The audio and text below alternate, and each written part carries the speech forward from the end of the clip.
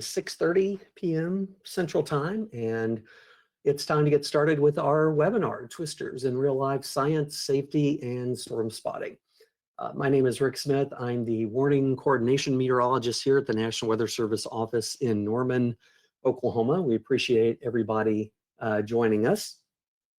We had over 1,000 people registered. I know we're going to have people trickling in here, so we're going to be watching those come in. We're close to 400 right now. And at last check, we had people registered. I don't know if everybody will attend, but we had registrations from 40 different states, from 6 Canadian provinces, and from several foreign countries, from Mexico to Australia to England, France, Germany, Norway. So appreciate everybody's interest. I hope this will be good information for everyone. Be sure that you're using the question box. We're going to use that question box over on the it's either on the right-hand side of your computer screen if you're using a computer, or if you're using the app, it should be on there. That's how we're going to interact. So if you've got a question, a comment at any time during the webinar this evening, type it in there. Only you and I can see it. I'm not going to call you out by name. Just type it in there at any time. You can do it now if you want to be sure if there's something that you want to be sure that we address. You should be able to hear the webinar through your computer speakers. You are not going to hear a mic. You're not going to need a microphone for this at all this evening. So that's what the question box is for.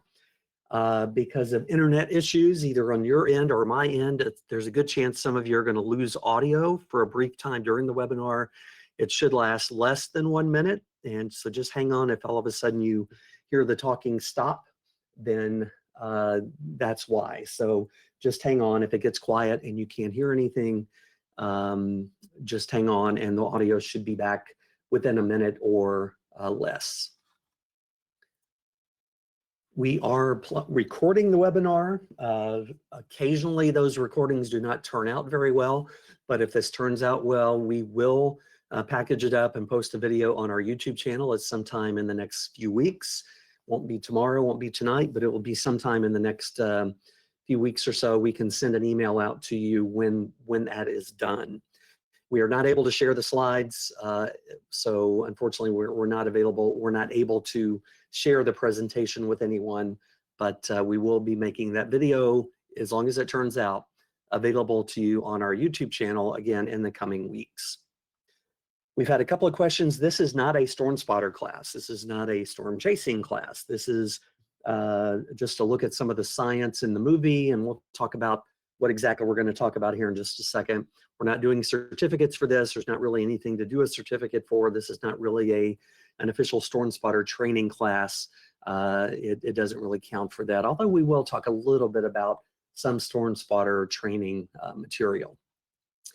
We've also had questions before. This is not storm chaser training. We're not training you to be a storm chaser. And this is also not going to be a critical review of the movie. We're not going to go through and pick it apart and list all the things that are wrong or not accurate with the movie. That's not what this is about. We're going to be talking about the science of the movie, trying to relate things that happen in the movie to real life and how it relates to things that we talk about all the time in the National Weather Service, about tornado safety, about storm spotter training, and things like that. So hopefully we'll be able to answer some of your questions as we go through the evening and address those.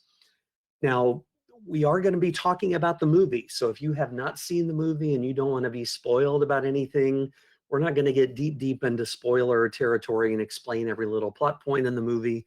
But there's elements of the movie we're going to be talking about openly. So if you have not seen the movie and you don't want to know, you don't want to have the movie spoiled for you, then beware of that.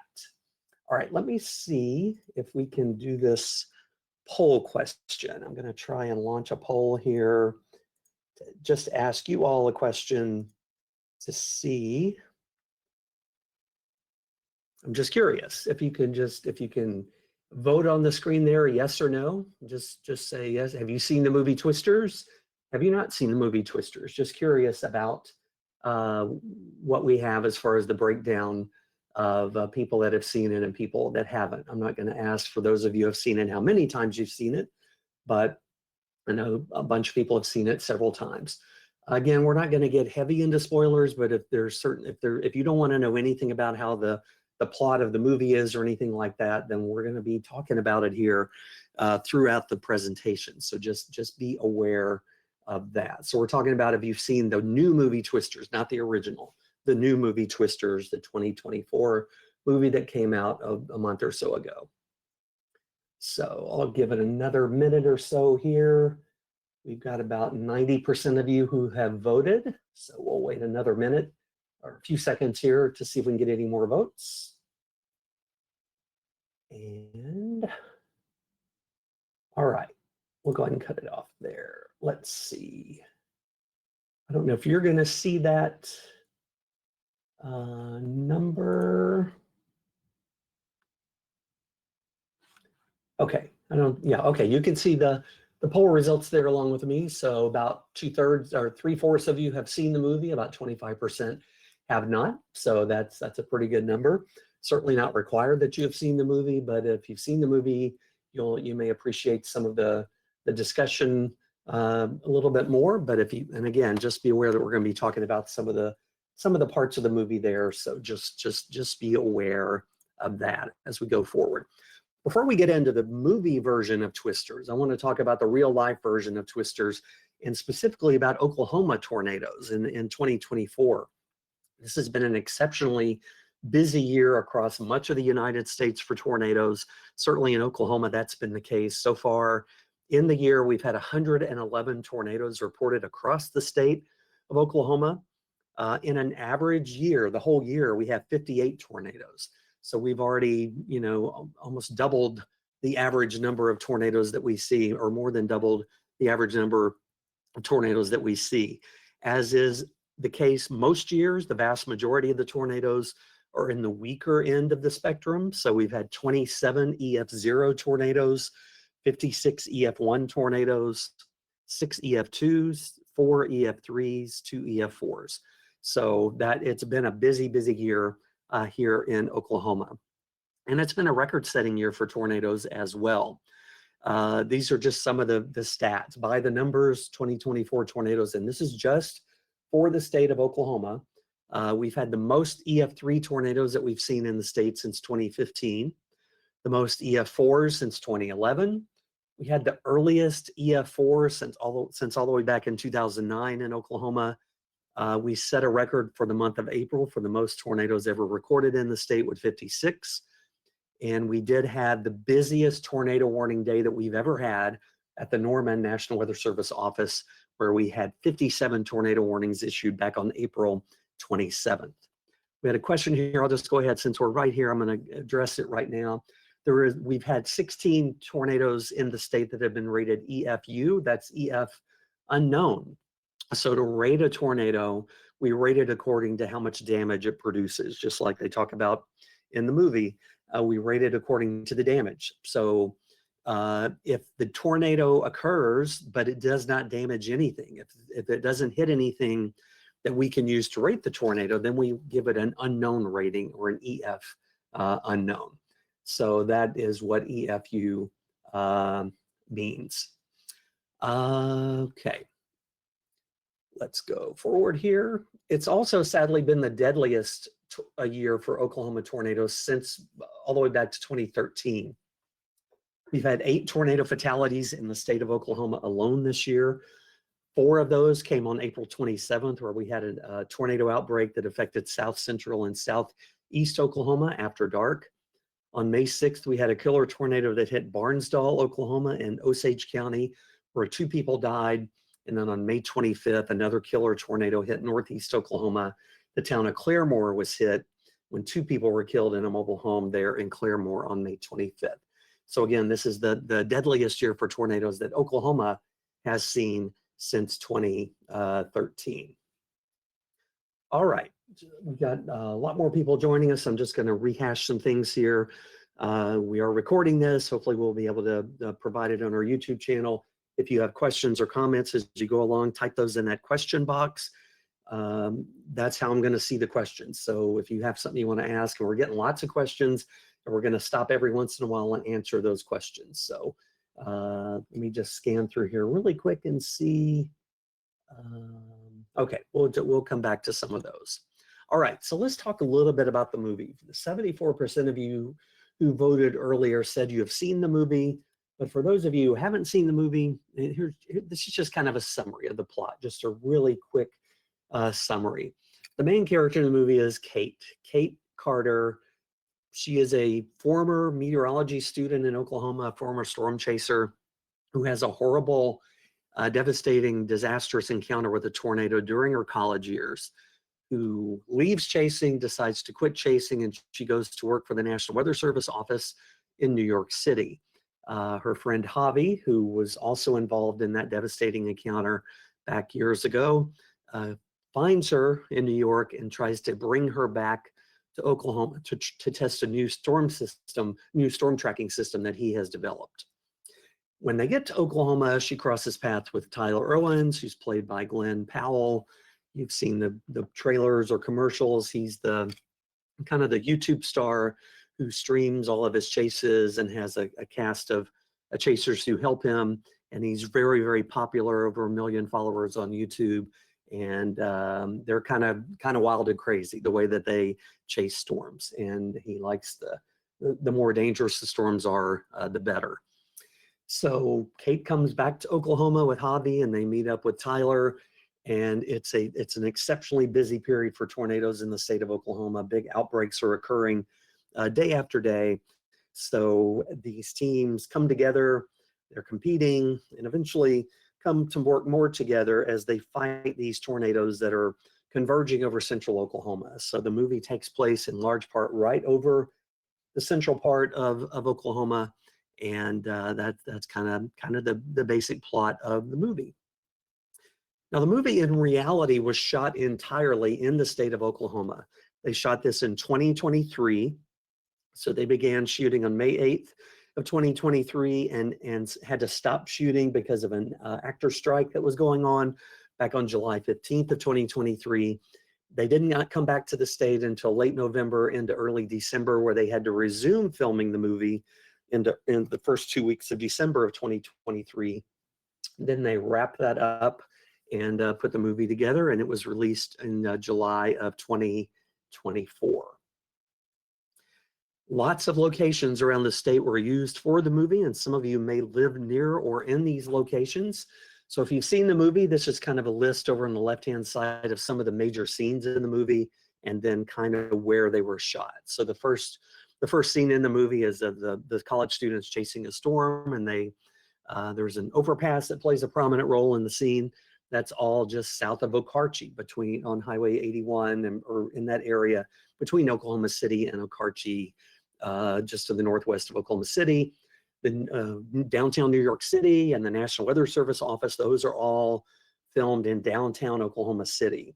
And then you can see some of the other locations. I won't go through them line by line, but you can drive around Oklahoma and see some of these locations. So the first truck stop where we first meet Tyler Owens and his gang and the Storm Par team, that's in Oriena, which is up north of Fairview.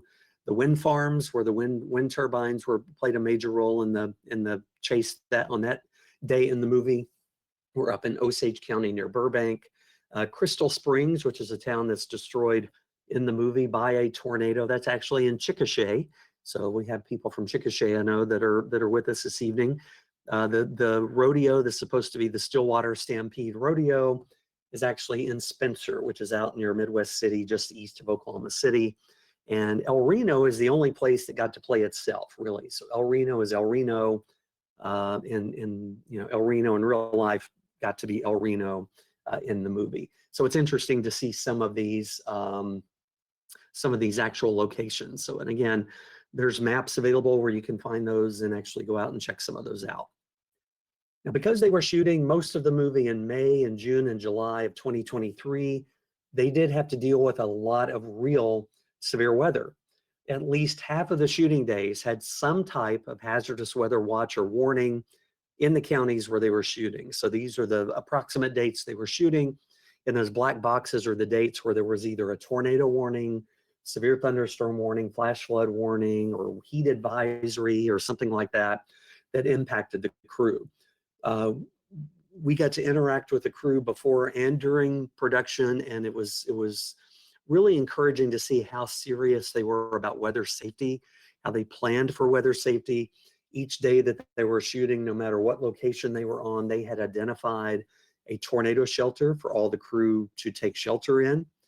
And you have to keep in mind that when they're out shooting in near Okarchi, for example, if they're shooting the overpass scene, there's probably 200 or more people out there involved in the crew that are shooting those scenes. So that's a lot of people to keep up with and to keep and to keep safe. Now, the director has talked a lot about how it was a kind of an internal struggle because they were making a movie about tornadoes and severe thunderstorms, damage that storms cause. So when they got a real storm that was actually threatening where they were shooting the movie, they would like to have gotten footage of that actual storm, but because of the safety of the cast and the crew, they really couldn't do that. So they did actually go out with some storm chasers and get a little bit of real storm footage, and you can see that sprinkled throughout the movie here and there. But most of the time, if a storm was coming and threatening the set, they had to shut down production and go take shelter until the storm had passed because of the lightning risk, the wind risk, and things like that. So that was interesting trivia about their time here in Oklahoma. And a lot of these people had never spent any time at all in Oklahoma and had never experienced storms like we see here all the time. So I just want to remind you too, as we talk about this, it is a movie. This is an entertaining, it's made for entertainment. The filmmakers did work really hard to get the science right everywhere that they could. They worked with us, they worked with other people, lots of other people to get the science right. They hired a full-time meteorology consultant who worked with them, and this person worked with them from the very earliest drafts of the script and made suggested changes all the way through the process, and he was on set through the entire production and actually involved in providing input and advice in the post-production process. So that was an important part of what they did. Having worked with some of them and be involved with some of them, their attention to detail was very, very impressive. They couldn't make it a documentary. They couldn't make it 100% realistic because then nobody would go see a documentary about storm chasing, honestly. But they did the best that they could. So it's not designed specifically for scientists and weather geeks and spotters and chasers. They certainly were well aware that we would all be watching it and wanted to get it right wherever they could. But in the end, they had a story to tell. They had to have the overpass in the movie, and they had to have the plot points about taming a tornado in the movie.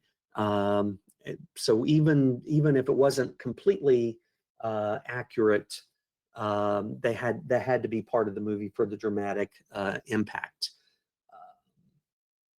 So that's important to know. So just a reminder, it's a movie. It's not a documentary. There are things that we're going to talk about that were, not entirely accurate, but that's just how it was. Okay, I'm going to pause here for just a second. We've gotten a ton of questions. I'm going to skim through them here before we move on. So stand by 1 second. Let me just look through here. I'm not going to be able to address them all, but let me see. We're going to talk about spotter classes. We do offer storm spotter classes, and we'll talk all about that. The first scene. Okay, we'll talk about, okay, somebody asked, how could they talked about a tornado being an EF5, but how did they know it was an EF5 if it hadn't been rated yet? We can't rate a tornado officially until after the tornado happens and there's damage that occurs. But what they were looking at in the movie was just an estimate of the wind speed. So the radar was giving an estimated wind speeds of 200 miles an hour. That's kind of where they got that. Again, it's a movie, it's an estimate.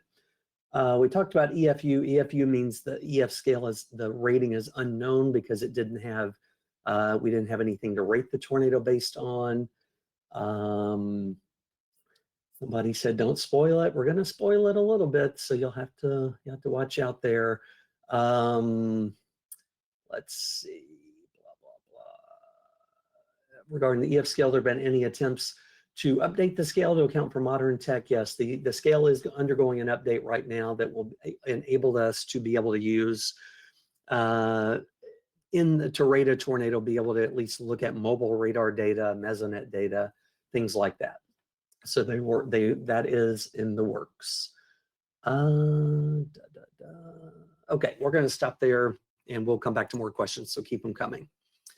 Okay, so how are we involved in the movie? Well, National Weather Service, Norman, and NOAA here in the National Weather Center, we became involved in the movie at first last January 2023. We had a location scout that visited the Weather Center here, mainly because they were going to have a National Weather Service office in the movie, and they wanted to base that office on a real office. So we're right here in Oklahoma, where they were likely going to be shooting, so they came here. In February, we had a visit from the producers and the director. In March, we had a visit from a larger group of people with the production design team. These are the people that are in charge of set decoration, set design, and some of the more artistic things in the movie, props and things like that.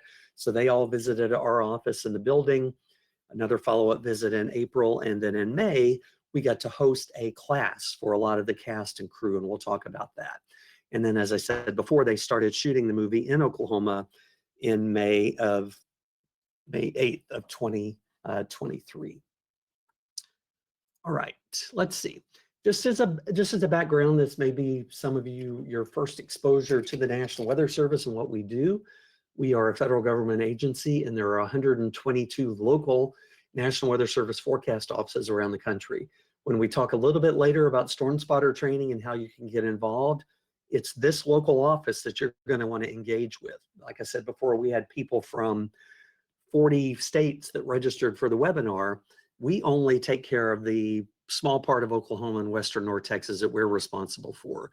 So if you live in central Kentucky, for example, you would be contacting the Louisville, Kentucky National Weather Service office for your area. So this is the network of local National Weather Service offices that cover the entire United States. And these offices are responsible for issuing the city and county level forecast and warnings, tornado warnings, ice storm warnings, all those type of city and county level watches, warnings, and advisories, as well as forecast. Each one of these local offices also do storm spotter training for their area of responsibility. So this is the area that my office covers. I work at the Norman Forecast Office, and we are responsible for all the forecasts and warnings for 48 counties in central and western Oklahoma and 8 counties in western North Texas. And each city and county, each person in the country is covered by a National Weather Service office. So you can go to weather.gov, weather.gov, and there's a map there, and you can identify where you are, and that'll tell you the National Weather Service office that covers your area. Now, in the movie, Kate Carter works at the National Weather Service office in New York City. There is actually a Weather Service office in New York City. It's not located where it is in the movie. In reality, it's out on Long Island. In the movie, it's in downtown Manhattan, but there is an actual New York City National Weather Service forecast office. They have the same basic responsibility as we do here in Norman. Now, National Weather Service office here in Norman, our forecast office, was the prototype for the WFO in the movie, the Weather Forecast Office. So from the very opening scene, when we first see Kate, when we first see the tour group going through the National Weather Service office there in New York City, at the top is what the entrance to their office looks like, the wording on the wall. At the bottom is what the entrance to our office looks like. So there's a lot of similarities, even just there, in what they were able to take away from our office. I really wish they were able to show more of what they did to replicate the National Weather Service office. The National Weather Service office in the movie is in there probably 60 seconds or less, but they did so much work, and the detail that they paid attention to was really incredible. Here's a behind the scenes picture of them shooting the movie there. This was shot in an open office building in downtown Oklahoma City, where they built an entire National Weather Service office just for the movie. And this is a group of 9, 10-year-old kids who were hired to be actors for the movie, and they are portraying a school tour group. Just like we have tour groups through our office all the time here in Norman, they also had a school tour group. That's our introduction to the National Weather Service office in the movie. This is director Lee Isaac Chung, and this is a picture from a behind-the-scenes video that they shot when they were in our office. This is one of his visits to our office when they were scouting to figure out how they're going to make the New York City office look like a real National Weather Service office. So you can see the display back behind him there. That's a display that's at the front of our actual office where we display different data sets and maps and weather information up there. This is what that version of the wall looks like in the National Weather Service New York City office in the movie. So there's, I mean, they really based what the office looks like in the movie a lot on what they found in our office. They wanted it to be as realistic as they could, and everything that you see, again, it's a short scene, and some of this is blurry in the background, but everything that you see on the screens in their office are actual weather displays that you would see in a real National Weather Service office. Here's a behind the scenes shot of the day that they shot the scene in the National Weather Service office, in the fake New York City National Weather Service office. You can see the computer workstations, and there you can see the director talking to Daisy Edgar Jones, who plays Kate, and she's talking to another actor there. They have a scene right here where they exchange some dialogue, and at this point, Kate has turned her back on storm chasing, has gone to work for the Weather Service. She wants to get as far away as she can from tornadoes and storms, so she's working there. So you can see some of the monitors. If you look at the bottom of the screen there, that's exactly what our monitors look like. If you walked out into our operations area right now, you would see that monitor that you see with all the yellow and reddish colors on it. That's our graphical forecast editor. And on the right-hand side, you see satellite. That's our AWIP screen where we look at computer models, issue warnings, and things like that. And again, that they actually got real video of some computer screens at another Weather Service office and used that in the movie. Anyway, they spent a lot of time on detail just with this one particular scene. And actually, I got to be a small part of the movie. I got to be a background actor. So if you watch the movie as Kate is walking through the office after we see the school tour group, Kate walks very quickly through the office, and then I get to be in there for about 4 or 5 seconds. So don't blink, you'll miss it. But that was a cool opportunity to be able to do that. Another very cool thing we got to do is we were asked by the production office to provide training to the cast and crew of the movie. This is the week before they started shooting, and we had 9 cast members, 9 crew members come to the National Weather Center here in Norman, and we got to teach them a 2-hour class on tornadoes. This was some of them called it a tornado boot camp or tornado class or whatever, and this was just designed to give them information about tornadoes, about things that they might need as background to prepare for their roles as meteorologists and storm chasers, things to help them live in Oklahoma for 3 months during springtime, because most of these people had no experience with tornadoes or Oklahoma weather. So these were, Daisy Edgar Jones lives in London, so she had never spent any time at all around tornadoes and severe thunderstorms before she came here. So it was designed to just give them a variety of information. And I put together a slide pack presentation. Some of the slides I'm showing you here tonight are the actual slides I showed them. So it's some of the same material. So we talked about, the perception when people come to Oklahoma and they're not familiar with it is that there's tornadoes everywhere. And that's just not the case. You may think that if you watch a movie like Twisters, where there's just tornadoes every day, but that's not really what it's like. I talked to them about the tornado culture here in Oklahoma. Tornadoes are a part of our everyday life here. We test our tornado sirens in most communities every single Saturday, or 1 day a week, every single week. There are high school mascots named after tornadoes. You can buy tornado and weather-related shirts in stores here. You can buy weather, storm, tornado-themed beer here. I also talked to them about the darker side and talked to them how prevalent that storm-related trauma and PTSD here is in this area. At the time, I didn't know what a prominent role PTSD would play in the movie, but I did tell them that I wanted them to know that they were here making a movie for entertainment, but they're also in our world, in our community, and the tornadoes are really serious things here with the people here. So I wanted them to know when they're encountering people in the communities where they're working, whether they're filming or off work, that they know. We talked about the enhanced Fujita scale, and just real quickly while we're on this, that's our enhanced Fujita scale. We rate tornadoes according to how much damage they produce, and those are numbers for Oklahoma. So 68% of the tornadoes here in Oklahoma are in the EF0, EF1 range, which would cause damage to a home but not destroy it.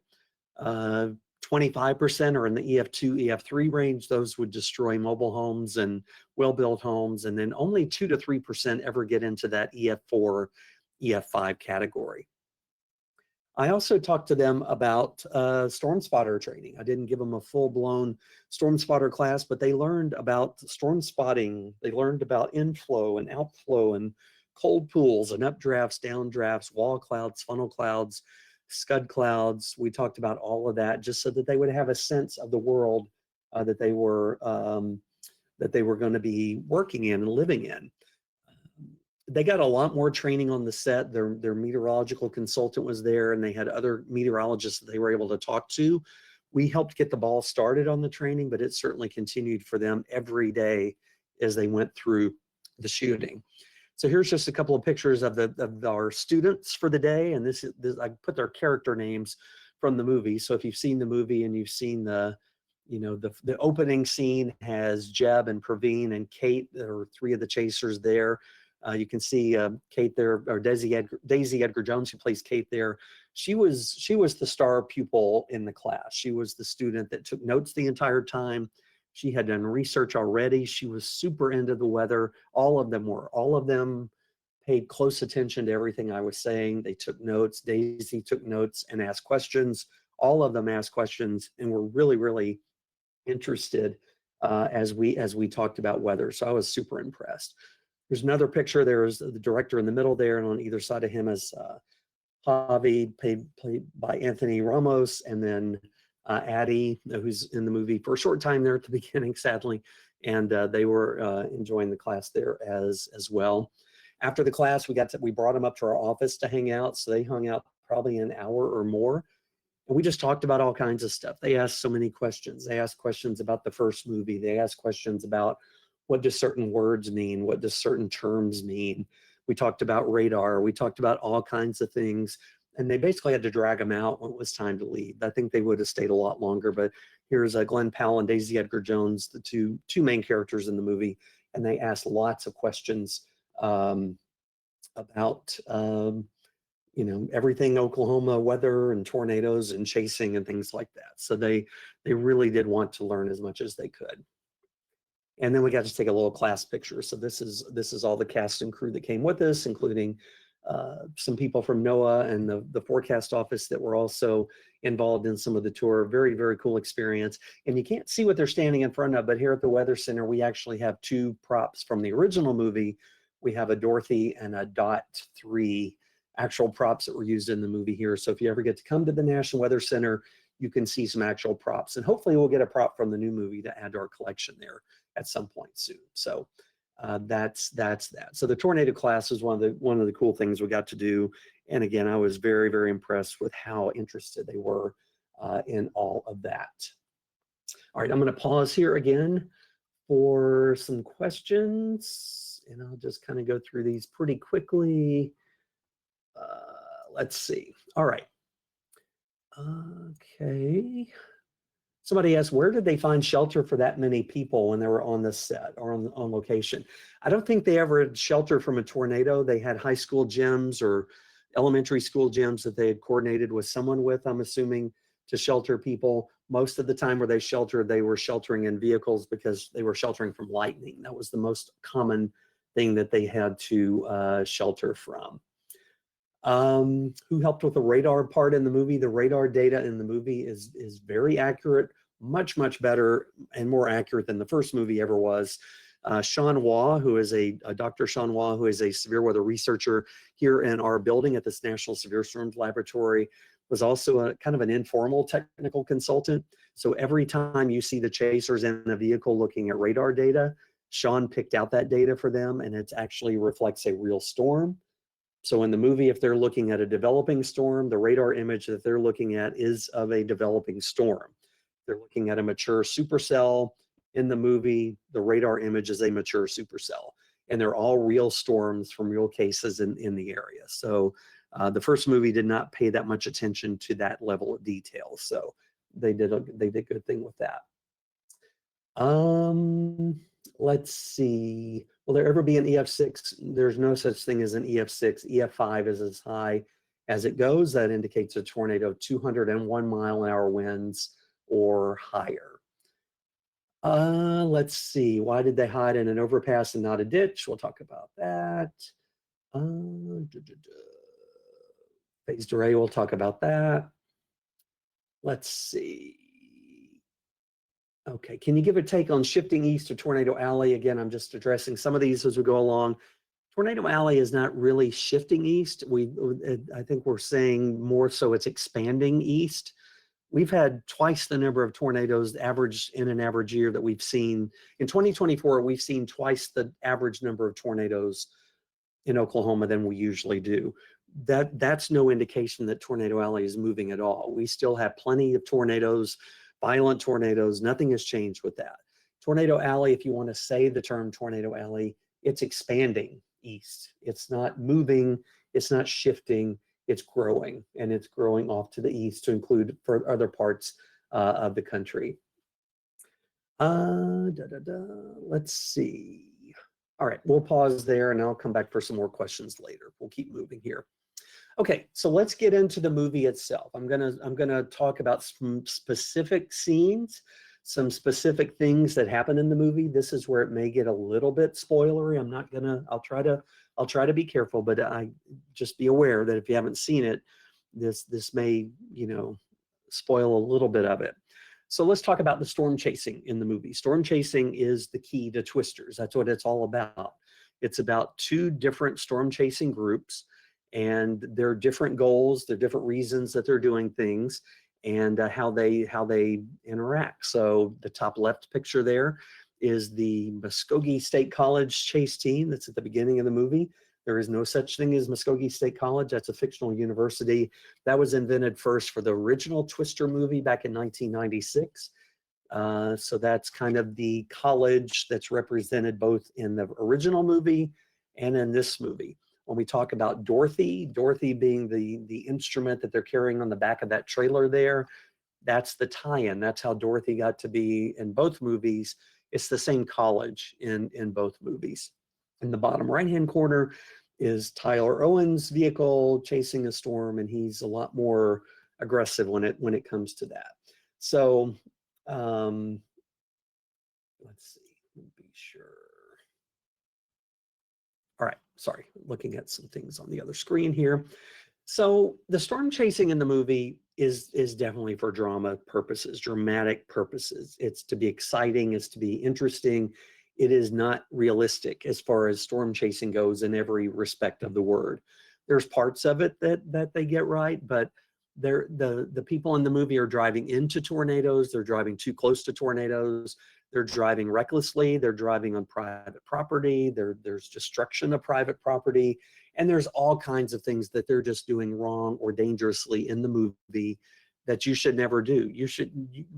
People don't drive into tornadoes like that in vehicles like that. People aren't running people off the road. There's some, it gets crazy out there in the storm chasing world sometimes, but what they show in the movie, shooting fireworks into tornadoes, shooting rockets into, well, there have been chasers that have shot rockets into tornadoes, but the fireworks into tornadoes is totally unrealistic and has not happened.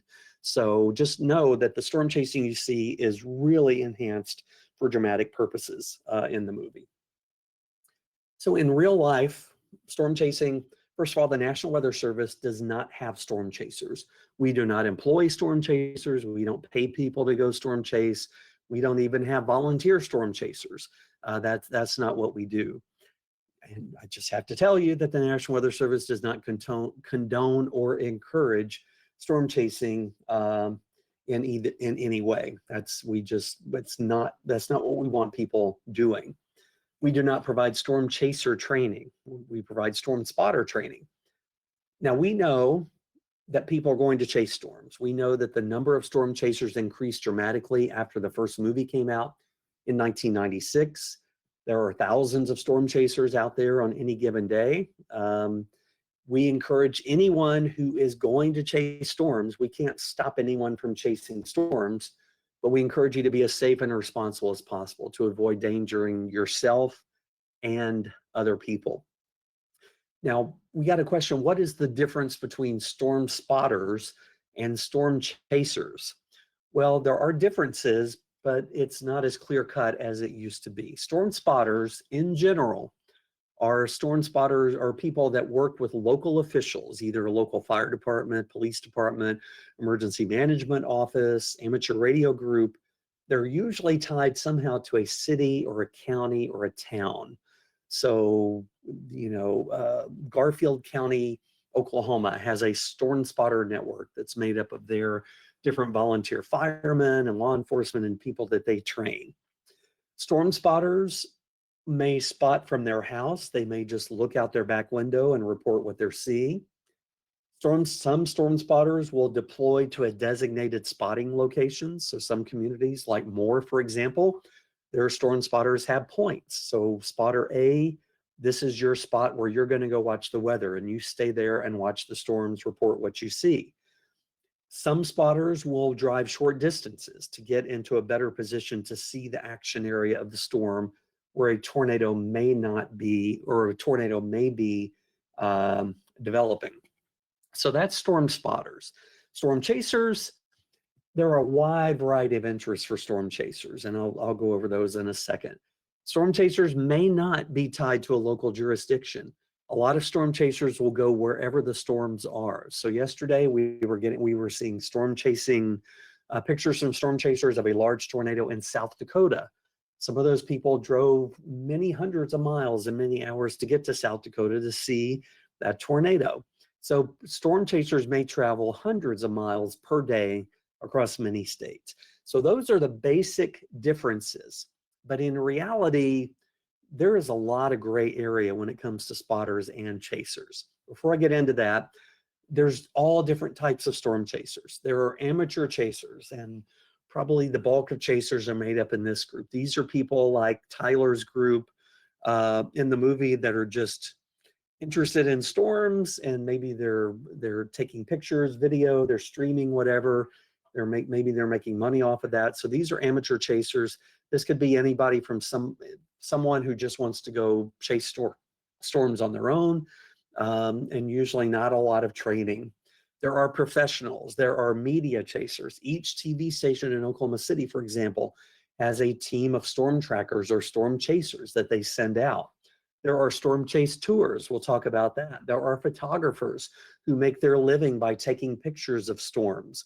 And so those are professionals who are actually making money as storm chasers. There are researchers. I talked about Sean Waugh. I talked about the National Severe Storms Laboratory. There are organized field projects where meteorologists and scientists go out, kind of like the Storm PAR team in the movie, who are actually doing an organized research effort to learn more about storms. There are student trips. So some universities will have a meteorology course that focuses on storm observation. And in the springtime, there'll be groups of meteorology students from around the country who come out to the plains to chase storms. There's locals. There's people that just throw the kids in the back of the car and go take their camera or their phone and go out and try to find the storms. Any of those people could be storm chasers. There is no technical definition. There's no official definition of a storm chaser. That it could be anybody. Now, I talked about the difference between spotters and chasers. In reality, it's not that simple. There are many chasers that are also storm spotters. So you can be a spotter and a chaser. Some chasers are spotters, some spotters are chasers. Some chasers provide an extremely valuable service to the Weather Service. They provide real-time reports to us.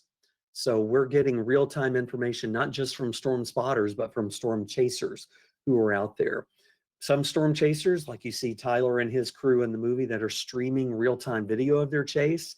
It's not quite like that in real life, but we can see streaming video and images that are shared online as these chasers are looking at storms in our area. That's extremely beneficial for us to help us issue better warnings.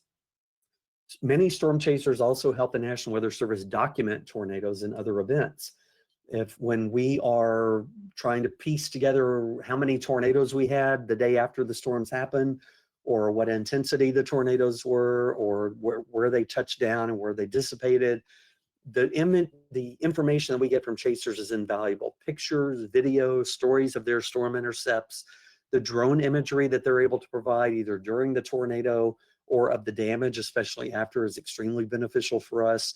And then a lot of the images and video that we do in our training that we use for storm spotter training are from storm chasers. So we wouldn't have National Weather Service storm spotter training if it were not for storm chasers.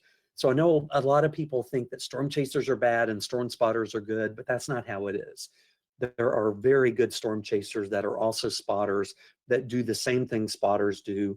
There are chasers out there who maybe behave closer to like Tyler's crew in the movie, that are just reckless and irresponsible and don't really, do things that they really shouldn't be doing out there, but that number is very small. The vast majority of chasers are very interested in helping, and they do so. They help the Weather Service a lot. So what are some of the dangers of being a storm chaser? Well, the number one danger if you're chasing storms is just being in your car on the road. Just driving a vehicle on a sunny day is dangerous. Driving a vehicle around storms makes it even more dangerous. When you're in a scene like this, and this picture on the right was taken many years ago. This is not an uncommon sight in Oklahoma. Probably among storm chasers, one of the things they point out that's wrong with the movie, one of the top things they cite is there was not enough traffic in the movie. And they did that to make the movie simpler because, they had to have the vehicles passing each other and driving and things like that. But in reality, sometimes the roads are so crowded, you can't find a place to pull off to stop and look at the tornado. You can't find a place to safely park. People stop in the road. People aren't paying attention to what they're doing. People are walking in the road, setting up tripods. Some chasers, again, it's a small part, but some are ignoring traffic signals or speeding. And some of these chasers could be considered professional chasers, maybe affiliated with media or something like that. That could be anybody. So the most dangerous part of storm chasing is really people and vehicles. It's not the storm itself in reality. Now, the storm is dangerous, and there are things that we need to worry about with the storm. The primary danger with a storm for storm chasers is lightning. Praveen, who is a character at the beginning of the movie, he had been struck by lightning at some point in his chasing career, and that affected him forever. He obviously, somebody says, you haven't been the same since you got struck by lightning. And he said, well, yeah, that's what happens. Most people that are struck by lightning survive, but it affects them forever. But lightning is a danger that storm chasers face with every single thunderstorm. Hail can be a threat, breaking windshields and causing damage to your vehicle. Wind, not even tornado wind, but just straight line winds. Some of these thunderstorms can have 100-mile-an-hour winds that can cause damage to vehicles, blow vehicles over, things like that. Flooding is a danger to storm chasing out on the road, storm chasers out on the road, and tornadoes, obviously. If you're doing it close to right, the tornado is the least of your worries when it comes to storm chasing dangers. It's when you get into situations where the tornado catches you off guard that's when we have problems. So there are numerous dangers when it comes to storm chasing out there. And a lot of times the people that get in trouble as storm chasers, either because of the storm or because of traffic or some combination of both, number one, it's a lack of knowledge. It's they have not been trained. They don't have any experience. They don't know what they're doing. They watch a movie, they watch a TV show, they watch YouTube videos, and they think If those people can do it, I can do it. I'm going to head out and go chase storms just like that. I'm going to put my video on YouTube and make money and be famous. And people don't understand how serious storms are. People don't realize that these storms mean business. This is not a movie when you're out there. It's not a video game. The storms can kill you. The storms can hurt you. The storms can destroy your vehicle, destroy property. So it's something to be taken very, very seriously. The lack of situational awareness gets people in trouble. Not paying attention to your surroundings, not paying attention to where the storms are, not having a good idea of what's going on radar, where you are, where your escape routes are. That's how people get in trouble. And as we saw in the movie, the storm chasers getting very close to the storm, sometimes in the tornadoes. There are chasers out there who have designed vehicles that supposedly will enable them to withstand a tornado in their vehicle. Personally, I'm not going in those vehicles myself. I would not want to be caught in those vehicles, no matter how they're constructed or anchored down or anything like that. But getting too close is always a danger in storm chasing. And every year in real life, we see instances where chasers intentionally or unintentionally get too close to a tornado and have damage.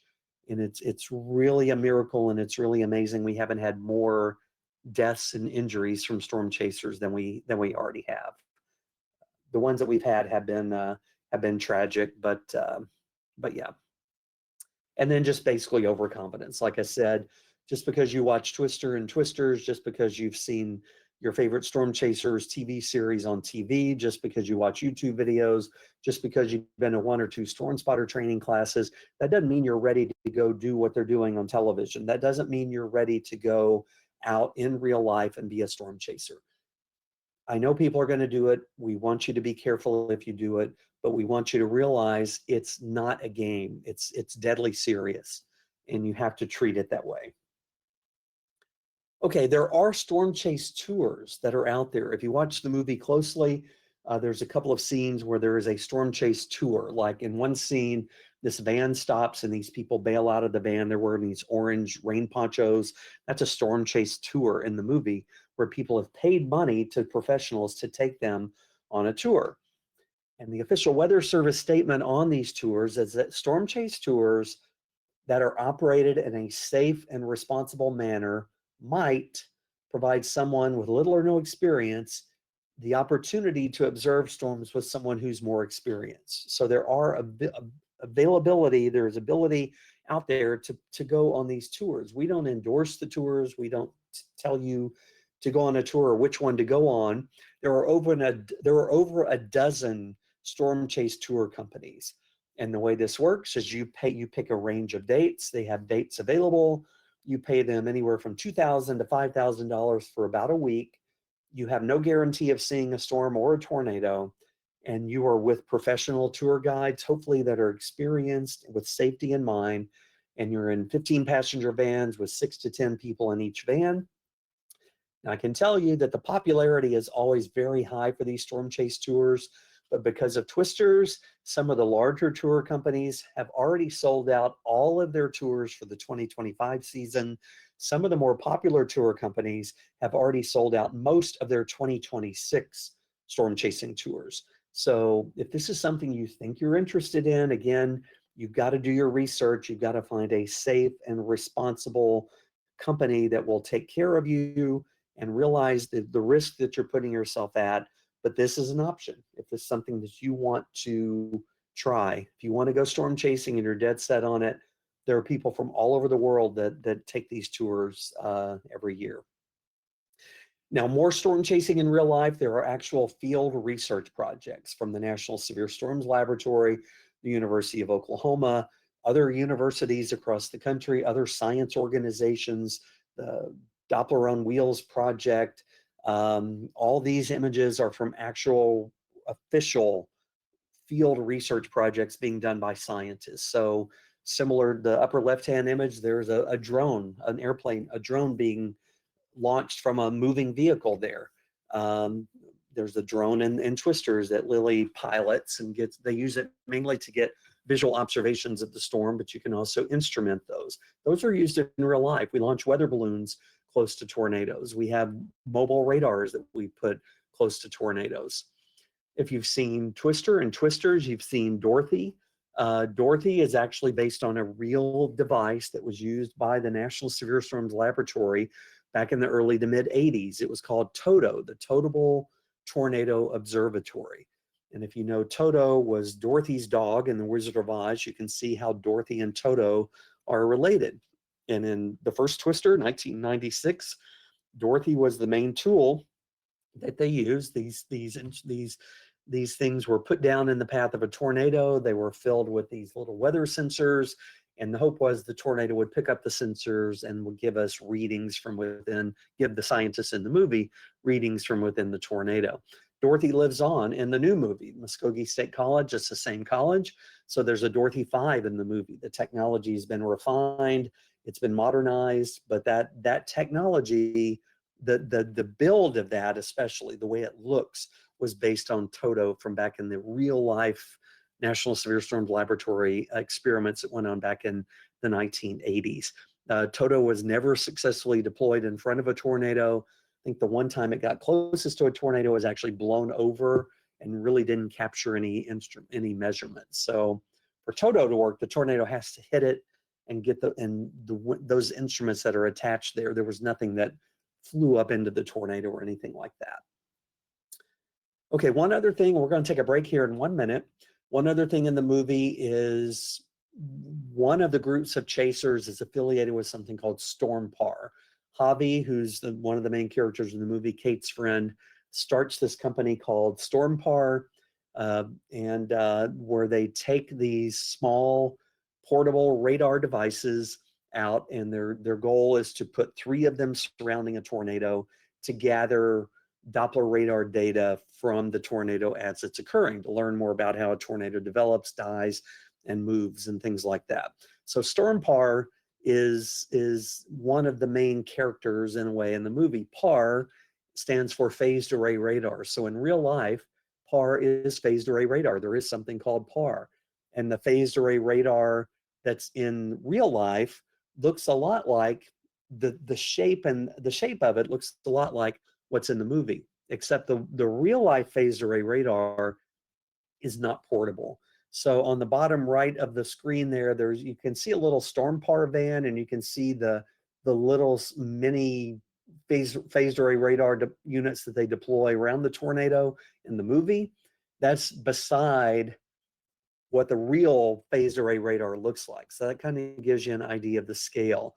The real phased array radar antenna array that you see here is 13 feet by 13 feet. So you're not going to haul that around in the back of a van like they do in the movie. In real life, the phased array radar can give a full picture of a storm in a minute or 2. It's a stationary flat panel antenna that's inside that dome. And on the antenna, there are thousands of little individual radar beams that are on that panel. So if you can see that panel and all those little squares on there, think of every one of those little squares as an individual Doppler radar that's sending out pulses of energy. And with the phased array radar, we can point the radar at different storms at the same time. We can steer each one of those hundreds and hundreds of small radar beams to exactly where we want them to be. So because those radar beams are electronically steered, we can sample the storm faster. And this is real life. There is a phased array radar in operation in Norman, just up on the north side of Norman.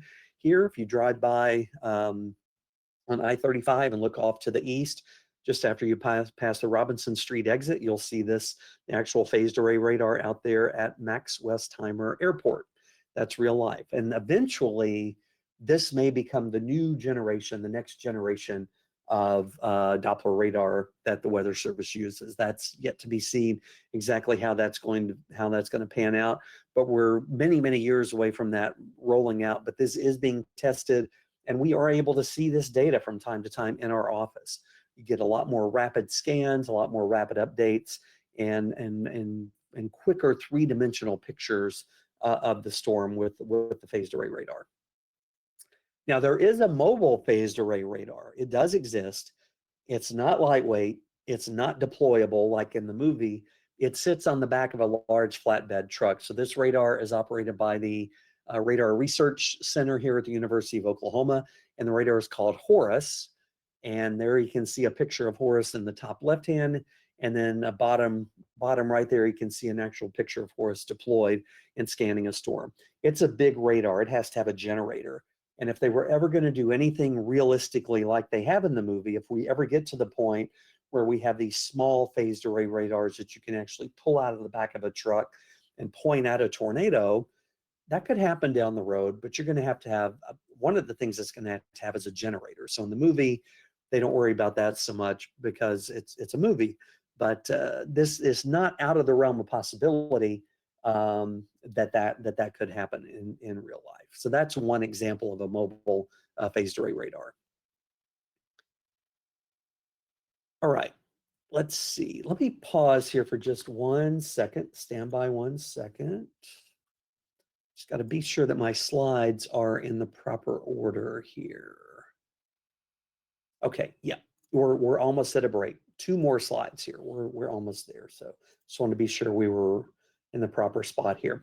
Okay, one of the things, to be quite honest, one of the things I like the least about twisters, and I know some of our partners in emergency management didn't care for as much, is the fact that these tornadoes, even in Oklahoma, had little or no warning. The tornado that hits the rodeo there in the top left-hand corner, they might have gotten a few minutes warning. The tornado that hits El Reno down in the bottom right-hand corner at the end of the movie, they got several minutes of warning.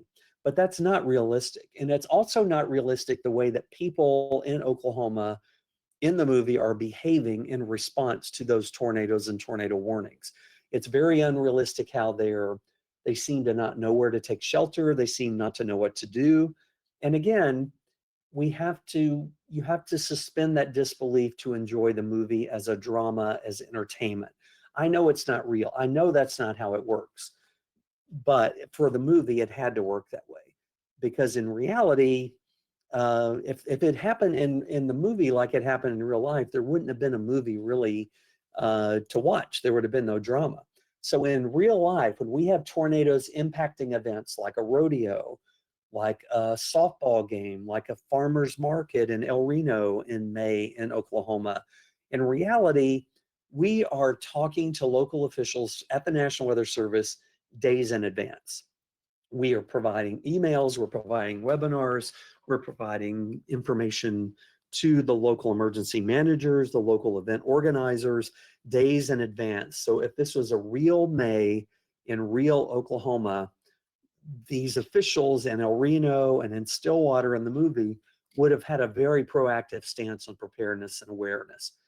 And there would have never been that rodeo happening. There would have never been a farmer's market happening. So if the movie had been made realistically, that the tornado would have hit an empty rodeo because the rodeo would have been canceled probably the day before, maybe the morning of, rescheduled. There never would have been a farmer's market. The movie theater in downtown El Reno would have closed. There would have been no softball games in downtown El Reno that day because of the risk of tornadoes. Because when we get tornadoes like you see that hit El Reno and Stillwater in the movie, those are violent tornadoes. And our precision, our success, our accuracy in issuing forecast outlooks, watches, and warnings for those types of tornadoes is very, very good. We're not perfect, but it's very, very good. So for the tornadoes like the tornado in the movie that strikes the rodeo is rated EF4 in the movie, and the El Reno tornado at the end is rated EF5, again, the movie version. So for tornadoes like that, 99% of tornadoes of that intensity have a tornado warning well in advance. The average lead time when we issue a tornado warning for one of those violent tornadoes like that, the average lead time is 22 minutes. That means there's no tornado there, and we issue the warning, and 22 minutes is when the tornado begins. Often it's more than that. Sometimes it's more than 30 or 40 minutes. So in the movie, Stillwater gets 3 or 4 minutes, maybe. El Reno gets 4 or 5 minutes, maybe, if we're being generous, warning. In reality, it's much, much more than that. And again, it's very important to know that emergency managers, nobody would be caught by surprise by tornadoes like that. And people in Oklahoma would know what to do with tornadoes like that more than we see in the movie. We're going to talk more about that here after the break. So in the movie, how are people getting warnings when they're at those outdoor events? Well, the main way that people get warnings is on their phone. So in the rodeo scene, when the leaves start falling out of the air and the tornado is, just beginning to approach the rodeo arena, you see everybody's cell phones go off. Those are probably wireless emergency alerts. These are warnings that we issue. If we issue a tornado warning, and you're in that warning and your phone has that service activated, you get a wireless emergency alert. That's what all these people are getting.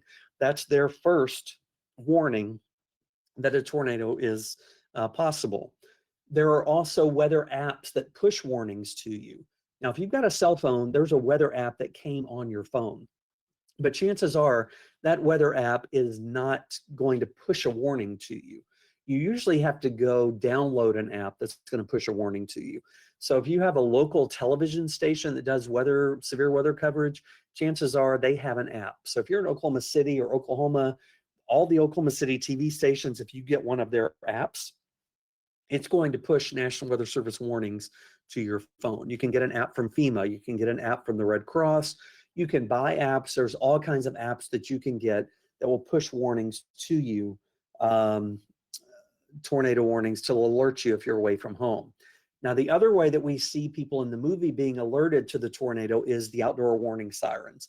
Both for the Stillwater Stampede Rodeo, the people there's outdoor warning sirens that sound. And there's also outdoor warning sirens for the El Reno tornado in the movie. Now, depending on where you live in the United States, these may or may not be used that much. In Oklahoma here, they're used quite a bit. Just remember that these sirens are designed to be heard outside. These are not designed for you to hear in your house.